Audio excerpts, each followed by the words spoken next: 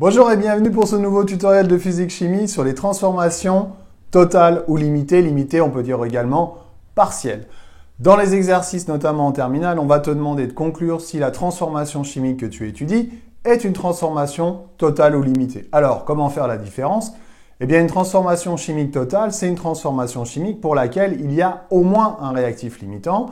Il peut y en avoir plusieurs et à ce moment-là, la quantité de matière à l'état final deviendra nulle. Si la quantité de matière à l'état final est nulle, alors tu vas pouvoir calculer un Xmax, avancement maximal, que tu connais depuis la classe de première. Deux exemples de transformation chimique totale. Lorsque tu effectues un dosage par titrage, l'équation que tu vas écrire va comporter toujours une simple flèche, car c'est une transformation totale, et cela se traduit donc par cette simple flèche.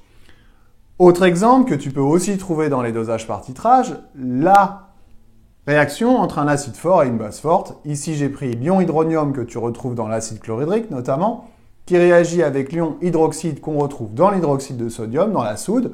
Cette transformation est totale. Si elle est totale, je traduis donc ceci par une simple flèche dans l'équation de réaction.